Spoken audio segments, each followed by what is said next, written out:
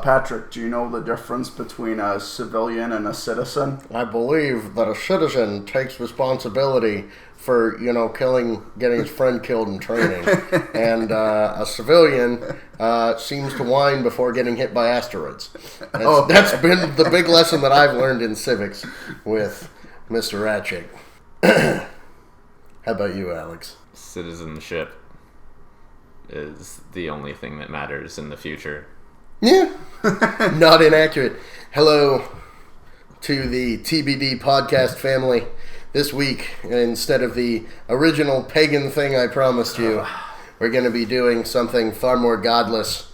The film Starship Troopers from 1997, starring a whole bunch of actors that I've seen in other things and whose names I don't know, except for Michael Irons. Michael Ironsides. Michael Ironside. Denise Richard was the main Yeah, chick. She was in my least favorite of the Brosnan really? James Bonds.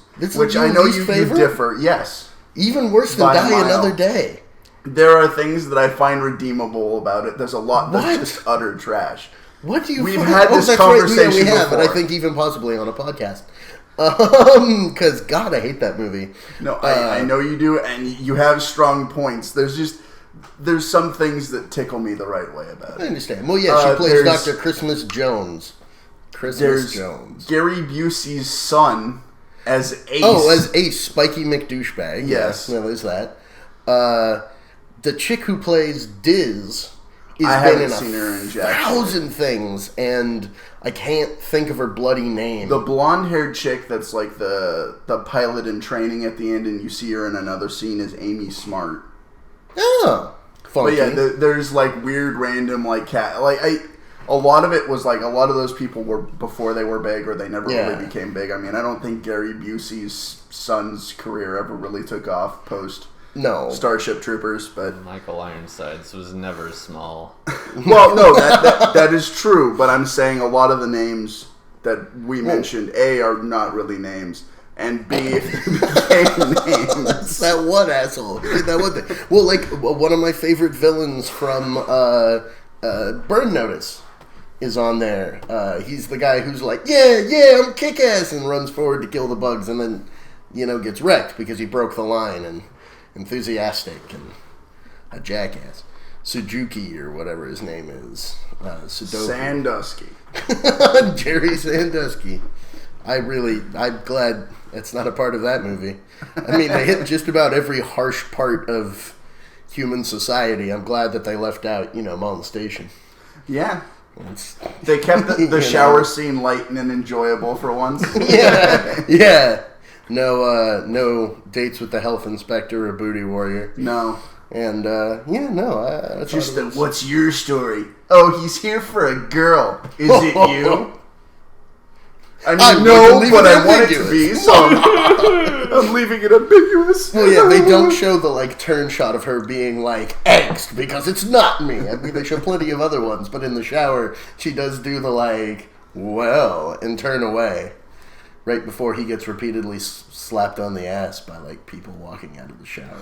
I mean, that happens. Oh, no. You've never had that happen to you in a communal shower, Patrick? I don't go in communal showers. The few times I've taken showers with a group of people, it was kind of part of the guiding rules that, one, nobody spanking nobody else's ass.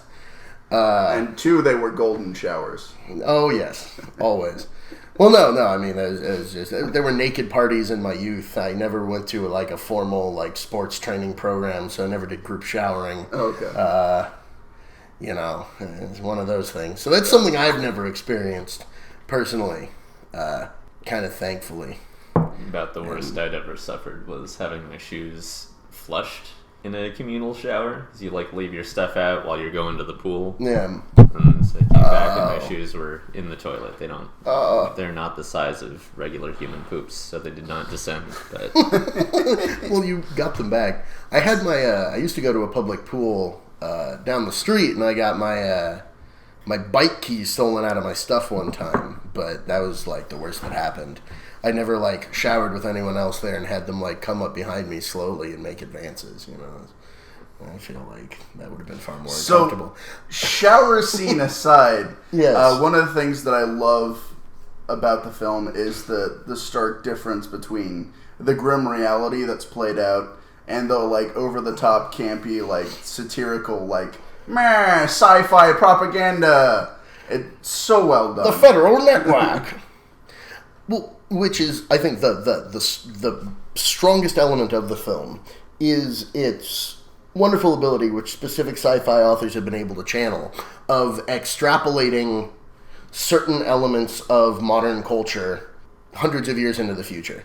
And I think it does a brilliant job of all the sides of that, both with like the way that they're treating democracy and that whole thing in the civics class, all of the stuff with the way the culture is the same but has also evolved. Like if you even notice like the popular music that plays in the background of certain scenes, it's lyrics that are completely mindless and are like 3-word chunks. Nice. And I was listening to that and going like, that's really interesting. Like, okay, this is literally you stuck a bunch of 3-word chunks together that someone could be like, yeah, that's a cool 3 words. It's like Dio without the craftsmanship or heavy metal in his soul. One of the things that I like most love about Starship Troopers world building is that it's a massive improvement on the book. Like the books, I mean, all of Heinlein's problems aside. I mean, yeah, maybe not aside, but considering Heinlein's problems, like the novel is a message that we must destroy all of the communists because we cannot share space with them. There's only room for one of us. But like the movie, like the humans are basically the same as the arachnids. Like they're also this swarm of destructo things. Like it acknowledges that war makes us those kinds War of... never changes.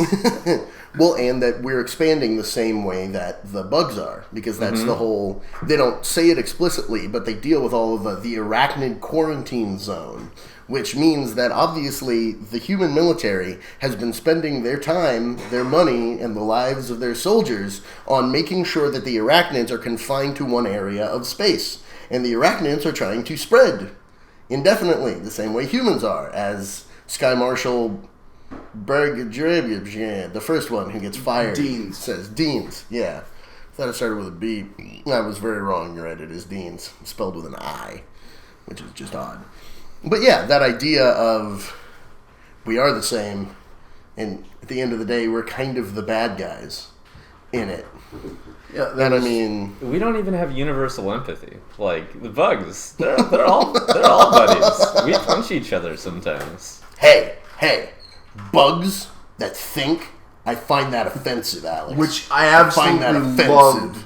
Like, I'm sure there was plenty of, talk show shit like that, but like that specific kind of over the top, no, my viewpoint is the only viewpoint, fuck you, I choose to live in ignorance because realities frighten me.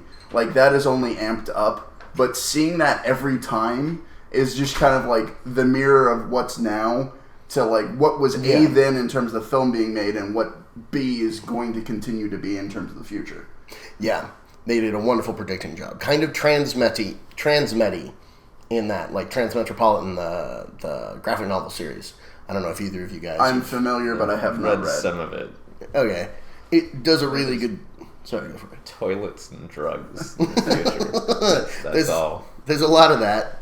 But it does a really good job of extrapolating our modern media culture forward. Also, by the way, for the audience, because I realized we never actually introduced it, our guest today is Alexander... Apparently neuter in gender, Stevens. Yes. What? Well... When did this happen? We never introduced it. Oh! Did I say it? Okay. Yes, indeed. Well, I'm glad that we It's could as in officially... the guest, and guest would be gender neutral. Mm-hmm. So we're not emasculating you over the... This is all translated the from net the waves. original German. Yes. You see, the only way to truly have new creative, input is to write it in German, because as we all know, German is the ultimate language. Right, and Is this getting actually dark? the original film manuscripts were written in German and then translated in 1997. Really? Thus, we have the film that we all know, love, and enjoy to this day, Starship Troopers. Really? Yes. Are you fucking with me, or are you actually serious here? It was written in German? Of course I'm fucking Okay, that's what I thought was happening. Because apparently it was originally based on an unrelated... The film production started purely not related to the Heinlein book at all. Really? Which is interesting. It was from a totally independent script called Bug Attack at Station 9. Okay. Yes.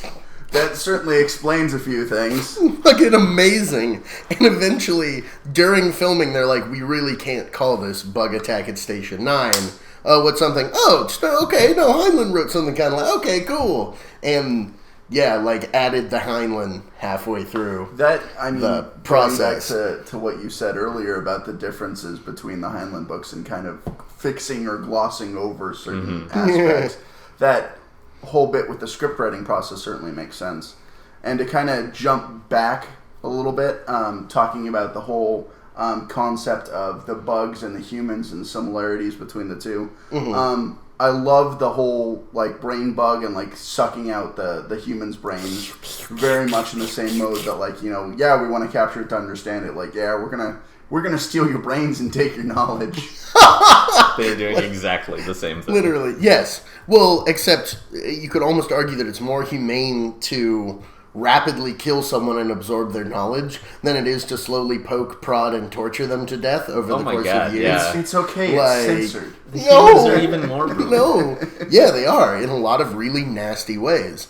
And that's, going off of that, one of my favorite things about the movie is how ugly of a film it is. Like, even the characters you grow to like and who you grow to admire and have, like, sympathy for, they're ugly people. And everybody makes ugly, nasty decisions. The only person who you could argue who's, like, truly an altruist for most of it is the main dude, Rico.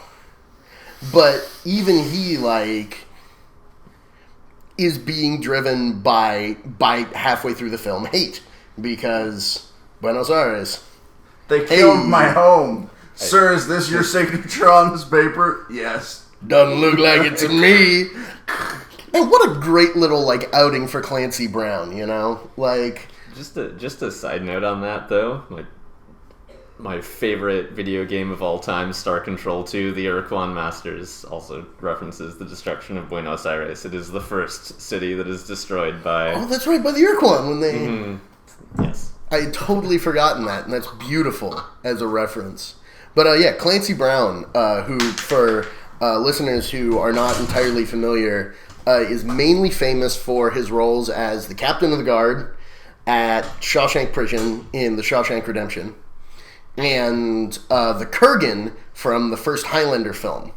And I think that the director of Shawshank Redemption put it best, is that nobody does ass-kicking menace quite like Clancy Brown. And even his two tiny little outings in the movie, the one at the beginning as the drill sergeant, and then the one at the end as, like, the hero, like, who actually won the battle and everything else. I love it every time I get to see Clancy Brown, because motherfucker does not get enough work. You know, going back to, like, characters that are redeemable or not wholly bad, I would actually put the drill sergeant in that case.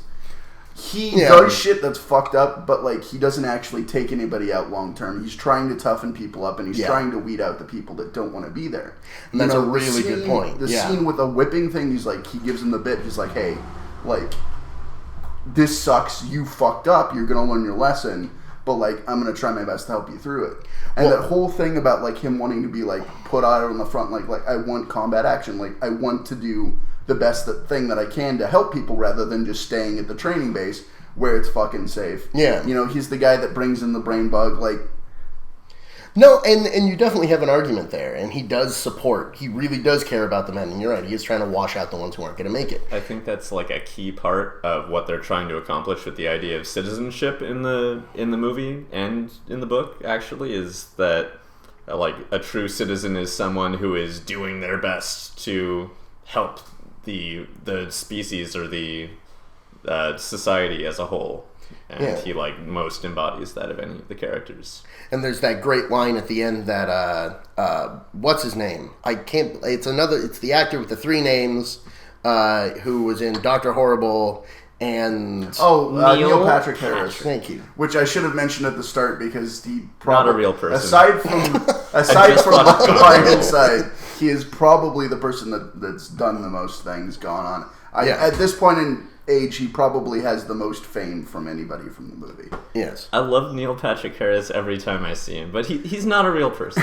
He's in no way a real person. Okay. I just saw Gone Girl a couple days ago, and his character, I love that movie. It's painful to watch, yes. It is, yes. But Neil Patrick Harris's character is like the incredibly rich, eccentric dude who's been in love with the main female lead for eternity, and just every moment that he's on screen is perfect in the moments.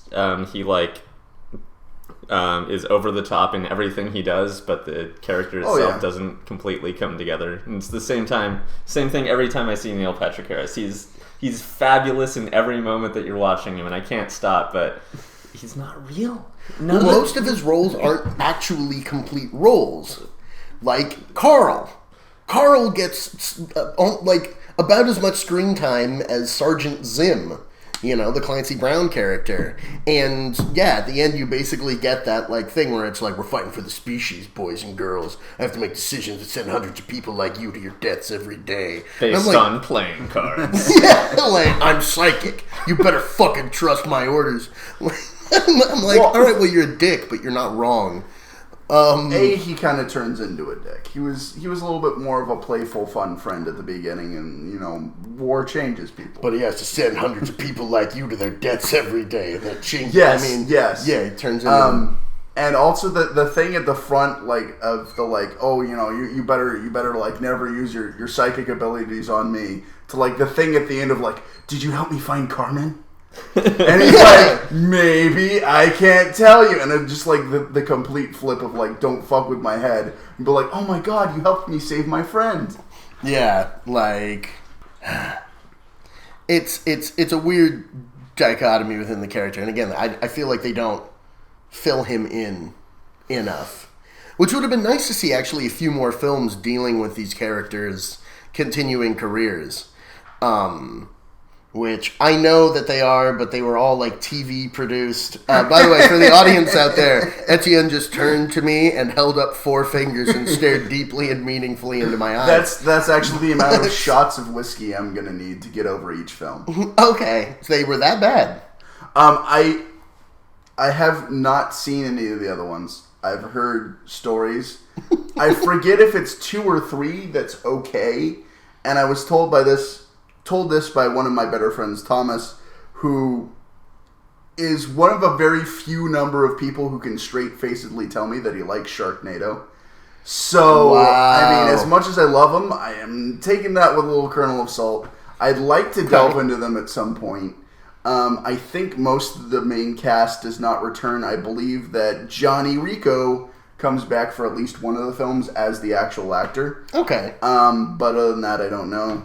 Well, I figured that the later ones, since they were TV productions instead of actually full big-budget film productions, Johnny Rico was the only one they could afford. Yeah, maybe Ace Busey. Maybe fucking... I think his name's Jack. Jack Busey? Yeah. I realize his character name is Ace. Yeah, but he'll always be Ace to me. Spiky McDouchebag is what I call him when I'm watching the film. Budget Guile. I love it. But yeah, no, that's...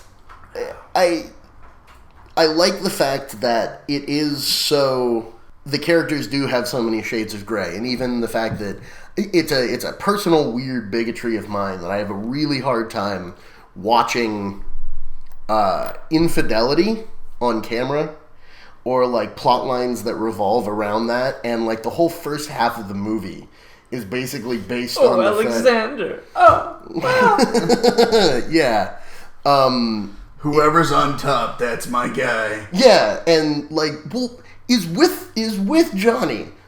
Clearly in a relationship with Johnny, and is I'm gonna look meaningfully over your shoulder at this other guy I'm gonna be going to school with to make sure he knows we gonna fuck. Well, yeah, as one of the only female characters in the movie, though, she's supposed to represent a huge chunk of the Terran society, and at this point, Like, the big message is, you must be trying as hard as possible to help us survive. And, like, everything else is set aside. Loyalty,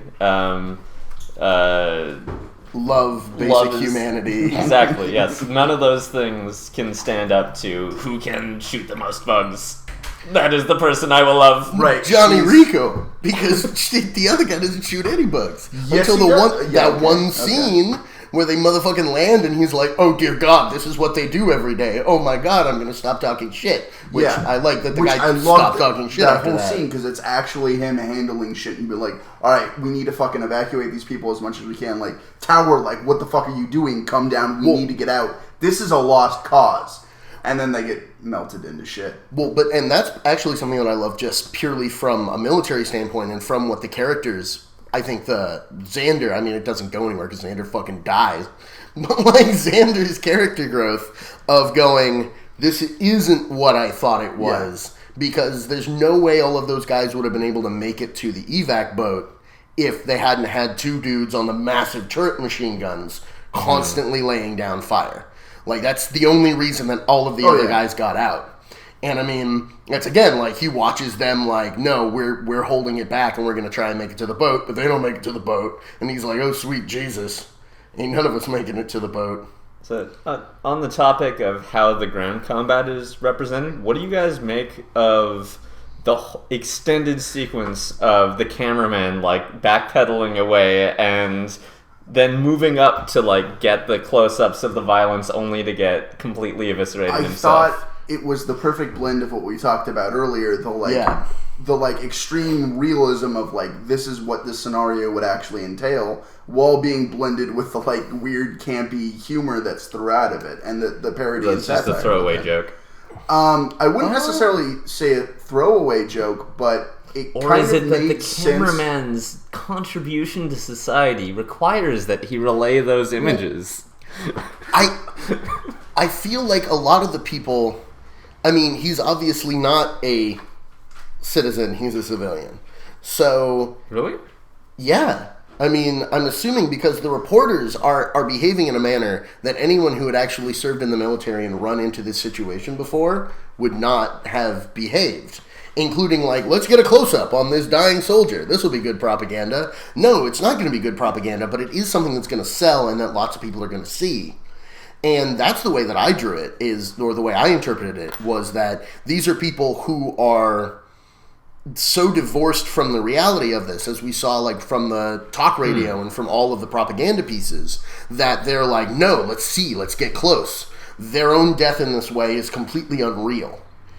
In the same way that in our modern culture, we have a lot of people for whom what soldiers are doing in the field is essentially unreal. I forget if it's the movie or the book, or maybe both, but they make, like, an explicit comparison to the democracies of the 20th century and say that, like, in those societies, people had no,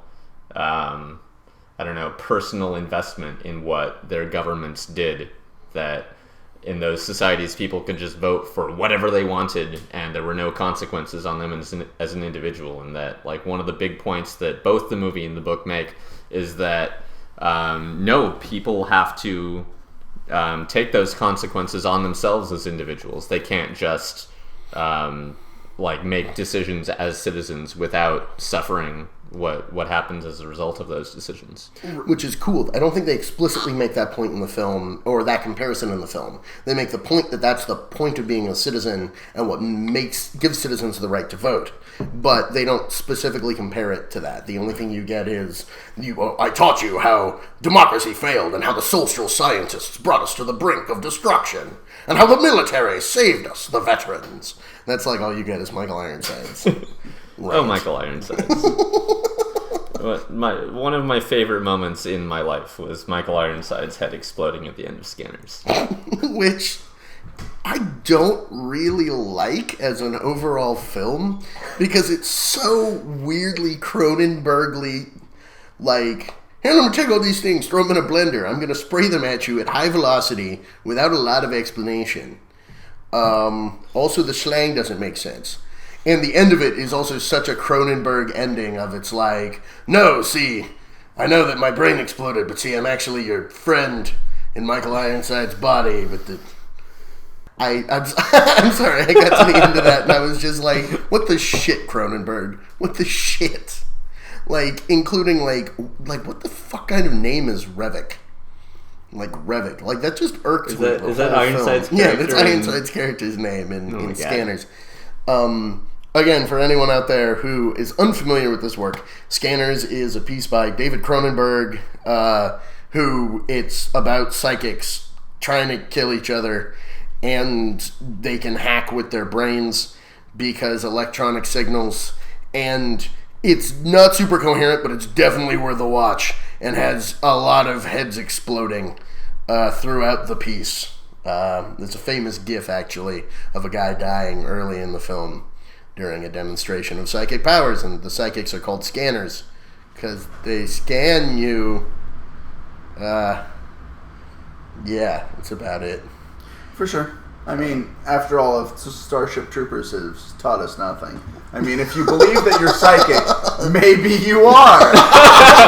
Oh, the third eye opening on the forehead, like the whole nine. Oh my god. Anyways, to jump back a little bit, I think the bit with the cameraman is more indicative of the whole feeling even military-wide, that they were just going to go in, it was going to be a quick campaign, and they were going to stamp everything out. Nobody believed in the bug's capability for jack shit. Yeah. I mean, even when they're flying in and the fleet starts to realize, oh god, we're all dying. Military intelligence says that bombardment will be random and light. This is neither random nor light. Just the endless, like...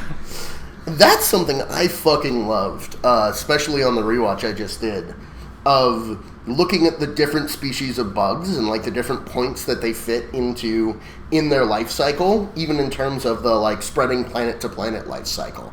Like, and I'd be really intrigued to see if anybody actually like fully worked out the life cycle of the species, how all the different subspecies of bugs coexist. Are they actually totally separate species that are cooperating in some kind of brain-bug union? You know, I'd love to see more exploration of that. And I love that the film didn't dive into that, because that's not what the movie is about. The movie is about this harsh reality from the human perspective. And these are grunts. They are not going to be the guys who are like, with my science degree, I've been able to determine Star Trek style exactly how this happens. They have no fucking clue what they're doing. It's part of the joy of it. But I would really enjoy an exploration of that, which is why at some point I do have to watch those later films, no matter how bad they are rated. You need to watch John Carter. John Carter gives an amazing exploration of the entire society and development of, like, the alien species in it. Nice. Super underrated film, but I always love when anything gives us that whole picture of what would it be like to live as this other species in this other society. I was super skeptical of that film, and I didn't see it in theaters because I think the ad campaign for it kind of really drew it off in a different direction, much more than what the film is actually. And I thought it was super interesting. Sorry, I was just going to say, I know that my mom was a huge fan of the books, and when the movie started being made, she was like, I'd be excited, but they just screwed up the ads so badly. It's exactly your same point. Particularly in that the book is called John Carter of Mars. Right. And if they put that on there, instead of it being John Carter, here's a guy in a loincloth fighting a monster. Apparently what I'd heard is that they'd seen so many movie titles that ended in Mars failing recently that they just made like an executive decision we can't have the word Mars in there because movies with the word Mars in them have been doing poorly lately. And now we're back full circle. I mean, The Martian did insanely well last year, so... It's because there isn't a fucking magic formula that you have to plug and play in, and that's what plagued Disney's production for like a 15-year period. From the point where Michael fucking Eisner gained control of the corporation because the president killed him. There are trends, and it's much more so in the positive of this is what's hot right now, this is what the public is into.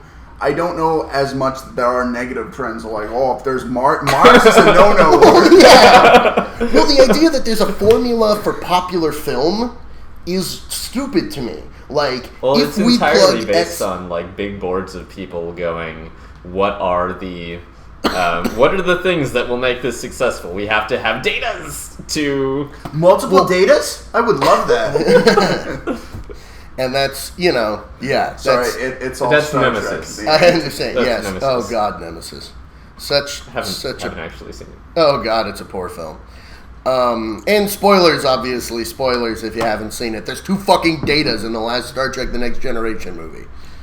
It's pain, unpleasantness, awfulness. Yes, you can make tea. Right, I'm gonna make some tea. For the tea break. But yeah, no, it's always irked me that so many of the people controlling the money that goes into movies are not people who actually understand artistic creation. And that was, I think, a huge problem at Disney after the president died in a helicopter crash. President of Disney, obviously, not Bill Clinton. And oh my God, zombie Bill. He's still our president in our hearts. Always and forever, Bill. And Michael Eisner, who was at that point CEO, got that guy's position and then used it to fire Jeffrey Katzenberg, who was head of Imagineering. And, of course, Katzenberg left and immediately formed DreamWorks, which was a particular, I don't know, like, they lost all of their oversight of someone who's actually creative, whereas Eisner was, like, a career business executive. And so we had, like, a 15-year period where Disney produced nothing good because Eisner changed every single part of the company to be, let's find the formula that sells. And when you're creating artistic things, like films, you can't just plug and play into a formula and expect it to work. But that's exactly how finance works. And so, obviously, the laws of economics apply to everything that is not economics. Oh, God. And I think that's a problem that's much more far-reaching even than films or artistic creation in general. Yes. The people with money don't understand what it is that they're funding. Yeah. And they're like, no, you got to do it this way, right? Make all the dollars! Yep, wait, and that was our only goal. Shit. Okay, wait. Alright, okay, fuck. Step 1, throw money at them. Step 2, burn that money. Step 3, profit. And you gotta just do what the Joker did, man. Just burn like $90 billion in a pyramid. Did you hear someone actually calculated that? Like, went in and did the math calculation on how much money he's burning, and it's like $10 billion or something like that in pure cash. I wish Starship Troopers had like acknowledged that aspect of our society. Like, it's all about how people can just sit back in the comforts that they've received from whatever people have set up their safe society for them, and that's a problem. And instead, all the citizens, everybody who's involved in the society, has to do their part to make the society succeed. But in no way did it acknowledge like the massive like finance and monopolistic tumors on our society that were present at the time that Heinlein wrote it and at the time that the movie was made. Like, it only acknowledged like it was targeted at lazy, apathetic parts of the society, not at those who were just pushing the society in radically painful directions. Well, I think that the film does some acknowledgement of that, but mainly through implication, based around it's the constant media sales, the constantly like, we're selling different ideas to you, part of it. And if you look at the fact that it is essentially, at this point, a military dictatorship, everything in the society is funded by that military dictatorship government, and is essentially working back towards that singular goal of the government is right, and everything else along the path is essentially immaterial to the people who are throwing money at it. But it would have been nice to see more of that dealing in the culture. And again, kind of a la Ender's Game, it would have been nice to have a lot more exploration of that. The human culture and what's going on Earth now as well, as what the bug life cycle is. Yeah, I think all of that would have been great, but in terms of the scope of the film and what it was trying to be and what it is, there wasn't really room for that because you had the scene on Earth at the very beginning where it's a bunch of teenagers wanting to have a party and have sex, and then everybody going off and enlisting, and then like the two conversations with Johnny Rico's parents were like, "You're not going to no military. No, you're going to Harvard. You're getting your ass to Harvard with that 35%. In math? 37? Yeah. Well, he's legacy, see? And that's still happening. So, yeah, I thought that was some serious... And what are his parents expecting to do? The antique portions of the liberal hegemony are still around. No, and that's true. Well, they were until they got crushed by the bug rock. Until Buenos Aires blew up. Buenos Aires, the paradise of white civilization. Yeah, every single fucking person in Brazil that you see is white. In the book, apparently, Johnny Rico's actually Filipino. Just FYI. Huh. Interesting. That would have been way cooler, actually. His name is Juan. Juan Rico. I love it. See, that would have been so much cooler. Yeah, that was a problem I had going through it. Because, I mean, there is definitely, like, the white population in Brazil, but it's white population in Hollywood. Tiny, yeah. Yes, that's much more. I mean, like, the one, like, ethnic character, basically, is the guy who's gung-ho at the end, who's like, nah, I'm gonna fucking be the hero, I'm gonna nuke all these fucking bugs, fuck it. The guy that's super gung-ho throughout the whole thing. Yeah, who they meet when they join the Roughnecks. Right. Radix Roughnecks. Rico's Roughnecks. Roughnecks. Maybe Diz is Roughnecks because she does things and doesn't get credit for them. Yeah, continually. Which, that was something else. Did she survive the film? No, okay, she's fucking dead. She goes down. Also, she's the only one who gets a funeral. Didn't nobody else get a funeral? Well, motherfucking Lieutenant Ratchet didn't get a funeral. None of the guys who died on that first planet got a funeral, even the ones whose bodies they got out. And I mean, like, if they're doing these regular funerals, like, you know, the whole, like, I thought you were dead, I thought you were killed in action, and you didn't go to his funeral? Didn't find out them dates to go to his funeral? That's fucked up, Carmen. That's a real fucked up thing to do. They do make the point of, like, you know, 100,000 dead in an hour. Like, there's so many fucking... I mean, I would expect there to at least be, like, a mass funeral. Like, these are all the people we died today. We're not going to say all of them, but here's a board with all of their names. Well, and they don't... Look at you, you're dead! Well, which I love that, is that they're like, oh, we thought you were dead, and then they're not. But they don't actually fucking explain that for shit in the movie. And the fact that, like... They just thought that scene would be cool because there was a similar scene in Empire where Luke comes back and he's in the tank getting patched up, and they're like, that movie sold well. So clearly, just put back to tanks in every single film. When you put up a report of death notice on a tank with someone suspending the liquid, the movie does sales go up by a solid 5%. Superior. Well, I mean, I do have to say, as a point of order, they don't actually hold up a piece of paper. No, I know. Because he's unconscious in the Bacta tank. Because Bacta is incredibly unpleasant, but it heals your wounds. Sorry, old Star Wars canon. Fuck you, George Lucas. But, yeah, no, I was kind of bothered by that. Like, okay, Carmen went to Diz's funeral when, like... She and Diz fucking hated each other. Well, I think it was much more Diz being on the jealousy side of like, no, you're a piece of shit, and I want Johnny. Well, fuck you. Yeah. I don't necessarily think that Carmen had like any sort of animosity towards Diz. I don't think that there was any direct animosity, but if every time he would talk to this person for a long time, it was, hey, I want to fuck your boyfriend, and you can go right to hell. Like, that's true. The other thing like, is, I wouldn't be all gung ho about their funeral. Like, the other thing is, at that point, the first point of, you know, them having that conflict of like, hey, I want to fuck your boyfriend, you're a terrible person, blah blah blah blah blah.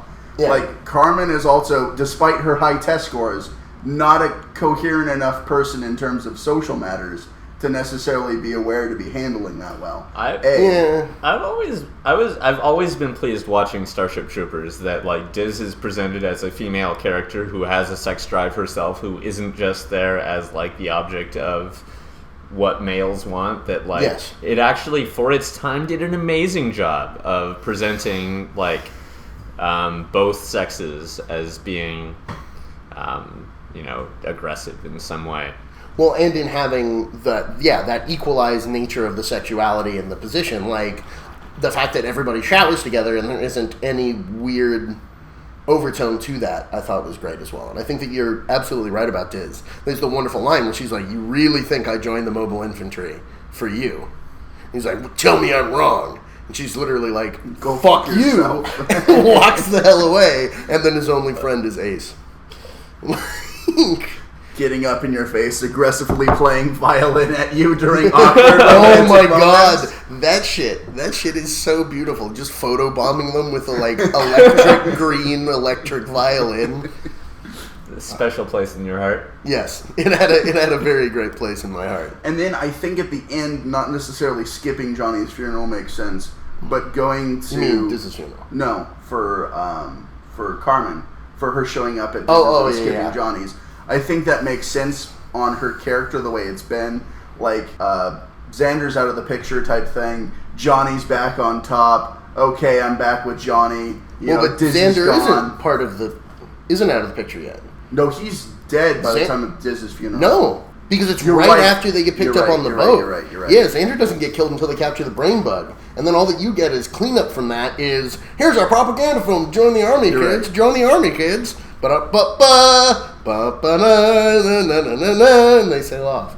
But no, and that would make more sense as well.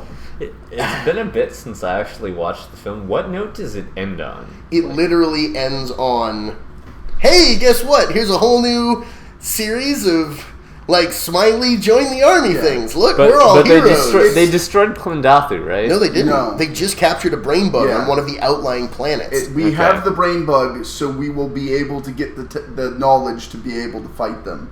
This is our point where we can say that we are winning officially after the horrible start to the attack on And Klendathu. despite all of the other moments where we said we were winning. Yeah. Yes. Actually, no, we're really winning now, which even then they aren't. They've just literally scored one. I mean, it's a major intelligence coup, but, the point that Neil Patrick Harris's guy, Carl, makes is still very valid, is it's numbers. There are more of them, and they're harder to kill.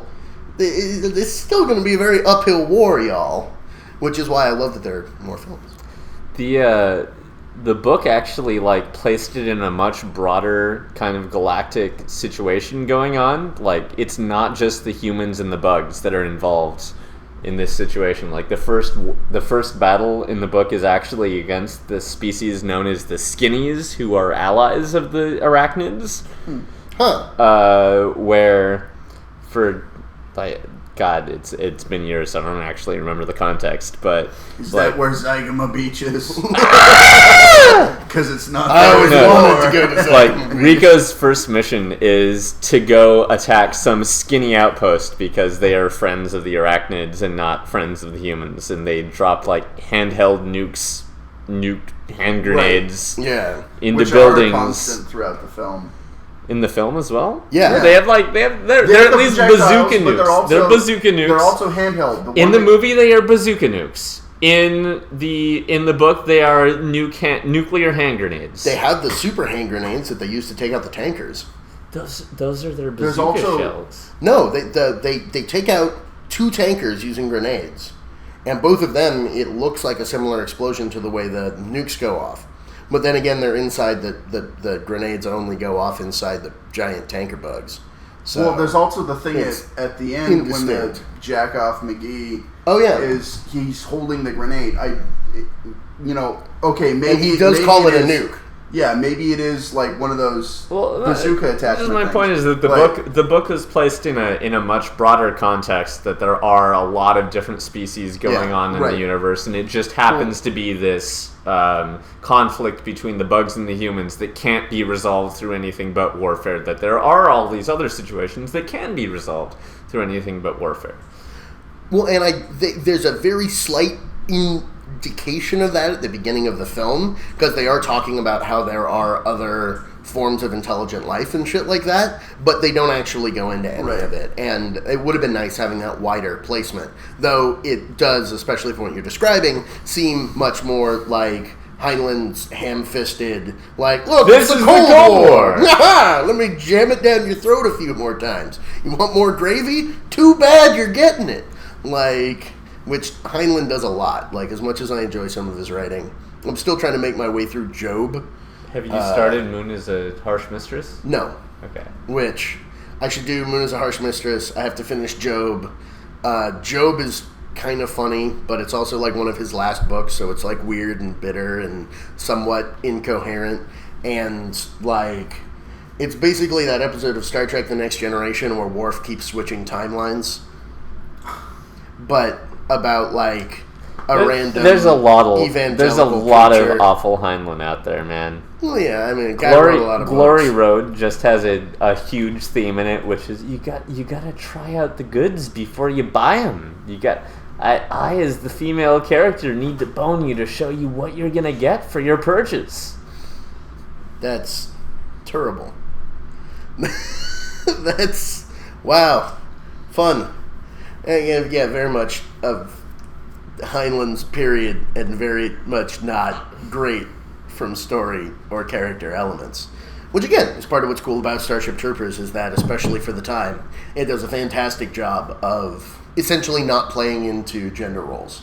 Oh, the movie, it's such a vast improvement on Heinlein's... Well, I mean the film. Yeah. Yeah, it's such a vast improvement on Heinlein's overall worldview. Like, they paint humanity as problematic. They like attempt to show in some small ways the bug side of it. There's empathy for the bugs. It's well, or I love it. It plays up the lack of empathy for the bugs. Like, even that final thing where you have the, like, brain bug obviously being scared and them like, haha, poke it's scared! Yeah! See? It's a sentient being that's now afraid. Isn't that a great victory? Of us. Yeah. Probably making it only more aggressive towards us. That's actually kind of interesting that, like, the triumphant moment in the film is when they're able to empathize with the bugs and go, oh, they actually feel that they feel this pain that we're inflicting on them. Haha! Join the army and inflict war. And then you were going to say something. We have the numbers. We have the technology. Or we have the technology. We have the knowledge. All we need is you. Meat grinder.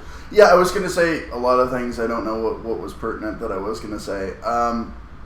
Maybe back to the Diz point. Like, I wish they would have done more with her. Because, again, like, they do a lot with her to make her kind of a fleshed out character. But it does continually frustrate me that she doesn't get the credit that she deserves. She doesn't get recognition for Squad at the beginning when it's her tactics that won the actual goddamn Squad skirmish. Yeah, well, she was the team captain on the fucking football team. Like, they go into that. She's the strategist. Future football that has, like, 6 people on each team and is played on a field that's indoors and 40 feet wide. And the stand is right there so you can converse with the fans mid-game, flirt with the opponent's girlfriend, and then tell him to go fuck himself. Yeah, no. Logic, you know. Well, it plays up the drama, you know. Sure, magic. But no, it would have been nice to have more of her. And definitely both times that I've watched the film, well, I guess 3 times now, I really wished that Diz was the other main character. And I mean, it makes sense because they're showing the different branches. the divergent paths, and this is the attitude in this one branch, and this is their experience. This is the attitude in the other branch. That's their experience. And you're getting to have these 2 characters that start in the same place and then move into such different spaces, which was a cool idea. Because everyone has to do their part. Right, Mobile Infantry just does the dying and you do the flying. Oh, yeah. Yeah, Fleet does the flying. MI does the dying. It's the way it's always been. How dare you say that? Except for when the Fleet is getting shot the shit out of. Which I love, because none of the Fleet people are ready for that shit. Because it's their first actual taste of losing people. Is like, wait, my God, they have batteries! Oh, Jesus, flee! They're shitting plasma at us. I love that. Just as like a biotech version of an anti-ship battery. Personally, if I could weaponize my ass, I would do it. Yeah, like, all right, we got people big enough to shoot their ships out of orbit. Again, I'm super curious if those are different bug species or if they are like all genetically modified by the brain bugs. Hey, we need this thing. Let's evolve this thing. No, and that's like, I want more exploration. It would be very interesting. I kind of assumed it was kind of like a caste system where there were like different types of bugs within like. But why would they evolve anti-spaceship butt blasters? Well, because they use that to propel the spore clouds to other planets. Oh. And they see that at the beginning. And they are trying to expand out, so presumably humans would not be the first hostile contact with another species that is against their will.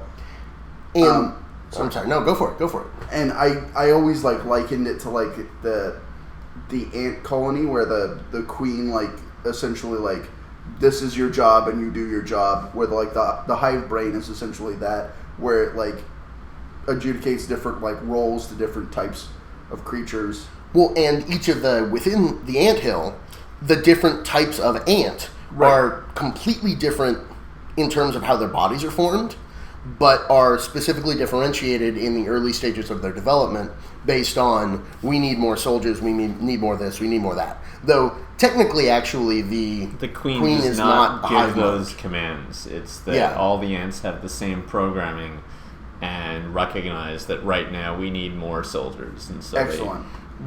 I'm sorry I showed my ignorance. You gotta fucking play Simant, dude. You gotta fucking play Simant, dude. I believe it's all those stupid animated movies, and Bugs Life, fucking ants that ruined me.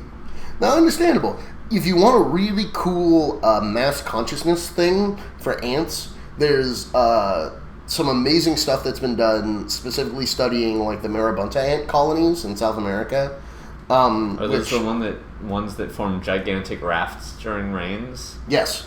They're one of the species that does that. Their main thing is that they hibernate for like 15 years, burst out of their burrow underground, cut a giant swath through the jungle, eating everything in their path, and then reburrow for a bunch of years. But when they come to obstacles or things that are fighting against them and defending against them, they use tactics. They have evolving tactics over time. Okay, that's not working, try this. And can unify motion where they'll like have a major attack on a particular front and then a minor attack, or they'll have like, here, we're throwing tons of guys right here, this is where you need to be looking, look at this, look at this, look at this, and then surprise attack from another side and then immediately respond to it. And it's a really cool like mass consciousness and mass strategy thing. My God, I think this is a first. I'm the only one not drinking whiskey for a podcast. No. I will force it down your throat in a non-sexual. I am the pusher robot. I shove bread down their throats. I am here to protect you from the pusher robot. And that's super interesting, Patrick. If I want something that's actually applicable to life, I will study, swarms in that particular way. But if I want something that doesn't have to do with jack shit, I'm going to go back to the world of StarCraft. Okay. And I'm going to look at the Zerg. Okay, no. Well, which is a really cool, like, varied progression of that. But yeah, you either have something that's Zerg-like of the brain bugs controlling and genetically modifying the subspecies, or you have the possibility of something like the Covenant from Halo, which is a whole bunch of species that have formed into a caste system because of something else and are now psychically linked by the brain bugs. And either way, it's kind of a cool idea. Oh, yeah. It was interesting also looking at this time the similarities and differences between Starship Troopers and Ender's Game. I didn't see the film. I can't comment on it. I've only seen the back half of the film.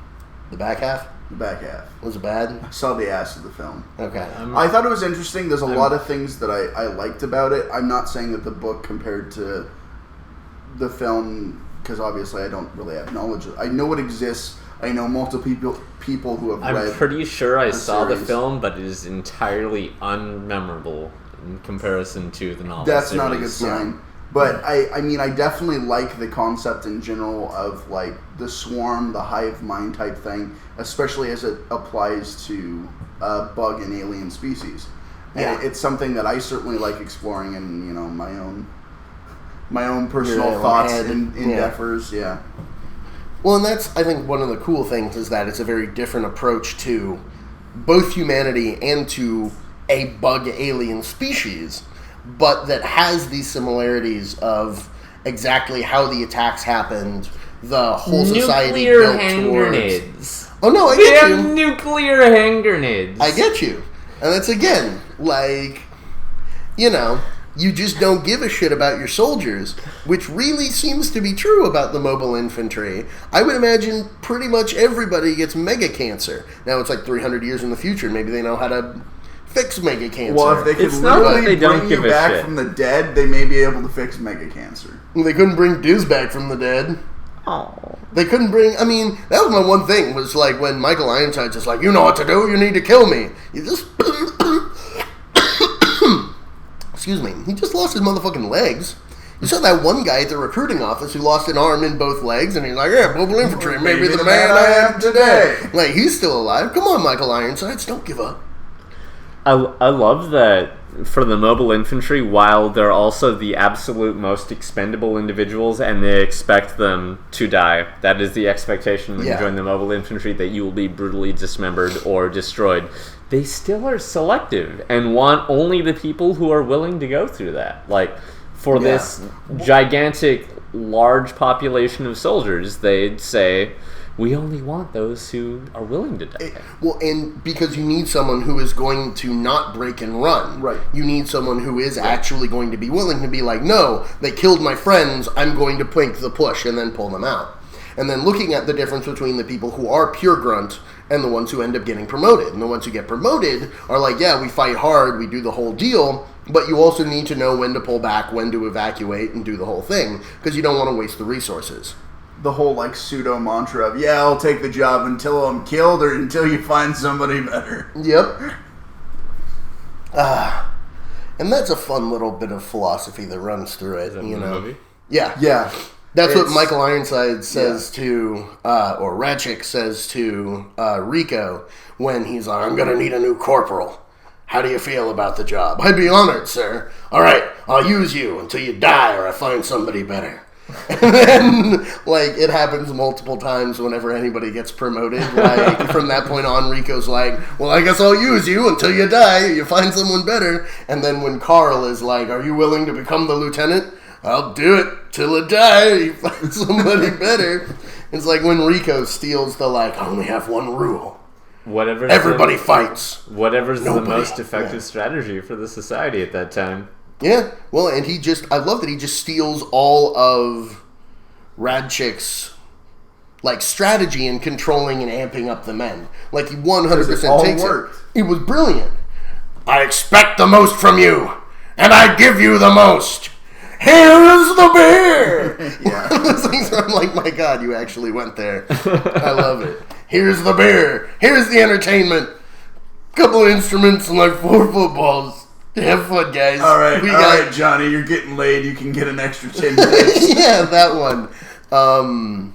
Which is funny because literally like 5 minutes earlier, he goes up to him and is like, don't pass up a good thing. And he's pursuing the good thing. And then he's like, actually, I'm kidding. We need to go.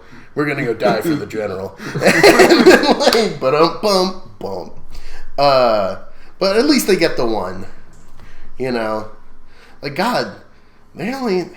I enjoyed the fact that they honestly didn't have sex in the film. Like, this is something that irks me in a lot of things, is that I feel like sex scenes are basically thrown in there as like a long break from the story or anything valid or necessary or sex helpful for the so film. Here's this. Here's a long segment of 2 people humping. Haha, aren't they pretty? And now back to the story. And I fucking hate that. And so the moments that are sexual have, like, specific character growth going on. Like the conversation that Dizzy and Rico have right before they bang. And then when they're actually going to get to it, because Michael Ironsides is like, all right, you got 20 minutes. Get done. And they're like, okay, we got 20 minutes. But then they cut. Like, they show the character moments there. Right. And then they cut the shit that I don't care about, which is them thrusting. It's not a movie that just tries to... It's not a movie that's based on the modern, like, demographics of what is going to get the most viewership, what's going to most mathematically make us successful. Like, it is a really intentional work of art, the film itself. And that's part of what's so respectable about it. And, like, I'm sad that I waited so long to see it. And it makes a lot of sense that I didn't see it as a kid, because it's not the kind of film that I think either of my parents would pursue as something that they would want to see. But it's something that I wish I had watched as an earlier teenager so that I could have more views under my belt. Because I love so many different elements of what they do with the film. It was definitely something that I caught a number of times, and then a number of times on TV, is like the 3-hour like semi-edited mess, and just like, all right, well, I'm bored. It's a Saturday afternoon. I guess Starship Troopers is happening. Nice. I'd like to look up everything that the actress who played Dizzy has done, because I've seen her in a ton of stuff, and recently she's done a couple of like random roles in TV shows that I liked. She was a long-term antagonist on Stargate SG-1, I'm almost 100% sure. Just done a lot of like cool stuff. She also did a guest spot on Burn Notice, which is funny, just kind of as like a crossroads of she was in all of the Johnny actors. Mnemonic and Dragonheart. Who the fuck was she in Dragonheart? We've got the IMDb pulled up. Espero un momento. Excellent. Well, because I need to see Johnny Mnemonic too. I no fucking idea about it. The only time that I've tried to watch Johnny Mnemonic, I was ridiculously high and passed out about halfway through. Okay.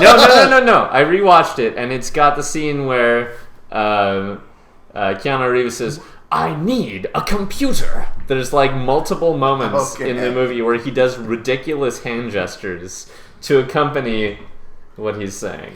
He's not a great actor. He's good in like 3 things. The first Matrix film, A Scanner Darkly, and I like him in Man of Tai Chi. I think he was perfect as You're the villain. You're a fucking heathen. Bill and Ted was not in there. I haven't seen Bill and Ted, so I can't You need to watch Bill and Ted. That's the only reason I haven't gone to Keanu Reeves' house and punched him in the face. In Dragonheart, she's just like the kid version of one of the main characters. Wait, is she the kid version of the female lead? Yeah. Wow. Huh. Okay, I'm gonna have to go back and be like, my God. It's God. a long time since I've seen Dragonheart. Dragonheart's a fun film. I recently borrowed. It's Sean Connery's the dragon, right? Yes. Okay. Yeah, it's the highlight. The only other person who you'll know is there's Pete Postlethwaite in it as Brother Gilbert, and Dennis Quaid as Bowen, and then that creepy ass motherfucker who's been in like 8 or 9 things. She's on Criminal Minds too? Did I see her on that? A bunch of my students were telling me that I looked like some character in Criminal Minds. Spencer? You do not look like Spencer Reed from Criminal Minds. Okay, just according to kids, all white people look the same. Okay. You know. I love how there's a thing about that for like every race. Yeah. Just depending on who you're... Well, all blah, blah, blah look like blah, blah, blah. Well, I think it's, again, a lack of exposure deal where you're like, I don't know, I don't know people with my favorite of that is still the thing from Role Models. If you're white, then you Ben Affleck. It's true, you are white. And thus, Ben Affleck. What the fuck? Yeah, you don't look anything like him. We just pulled up pictures of Matthew Gray Gubler, who plays Dr. Spencer Reed on the, I believe, NBC show Criminal Minds. Full plug I've never here. seen it. It's got wonderful parts and truly deplorable parts. Do we parts. really need to spend a chunk of the Starship Troopers podcast talking about Criminal Minds? I think that there's something to be said here. I mean, there's an episode where you get to see Commander Riker play a child molester. I mean, that's pretty great. I mean, yeah, but you don't need to leave Star Trek to get that exact thing you just said. There are multiple Starship. There are multiple TNG episodes where Riker spends a decent chunk of the episode hitting on a below 18 character. There's Data's daughter. Data's daughter is one, but as soon as he finds out what's the deal is with that, that's like one scene. There's at least one other. There's at least one other where he hits on a minor. The other one where it's arguable that he's hitting on a minor is the episode where there's the chick who's poisoning everybody to have heart attacks and turns out to be 300 years old, but doesn't necessarily know. The other thing is, you think about it with that many episodes, you're bound to have a few that are a little, child molestery. You are not bound to have. Thank you, Alex. There's not a guaranteed level of child molestation based on the statistical, X number of episodes means Y percentage of child molestation. That's terrible, Etienne. That's terrible. Sorry, I do enjoy playing the devil's advocate, even when it's fucking retarded. Oh, I feel. But no, television is not representative of the population. I mean, yeah. And it shouldn't be. I think there's only one other episode where the argument could be made he's hitting on someone who's underage, because that's something that I've repeatedly rewatched the show in reference to, which is the one where he hits on the servant chick who's poisoning everyone. And that's the only one, and it's not definitively dealt with. Okay, guys. What her age I think is. we're straying far and wide at this point. And Starship Troopers. Star Trek Troopers. Star Trek, Star Wars. If you want to go everything that has Star, we'd be here until fucking May 2018. And of course, since this is the first TBD podcast since Star Wars, whatever the subtitle for it is, came Force out. Awakens. Isn't actually. You must have your reactions for Star Wars. I haven't seen Star Wars. We're dealing with that in a separate episode. That's getting its own shit. Spoilers for all of our fans. Yuck, yuck. Hi, Mom. Proud of you now. I imagine. I like to hope. But yeah, no. It's something specifically in Star Trek that bugs me because there's a bunch of Kirk hitting on underage chicks in the first show. And there's actually specifically an episode of TNG where Riker's like, I'm not hitting on you. You're 15. Stop it. Stop it. It's the one where the chick is a Q. Oh, shit. Oh. Yeah. And she's trying to get up on Riker, and Riker's like, no. No. She was on Charlie's Angels, too. Oh, really? Okay. My point is, this needs to stop. Sign up for mobile infantry. We're TBD. Good night. Yay! My lion's head. Oh, hell no! I ain't getting out of bed today.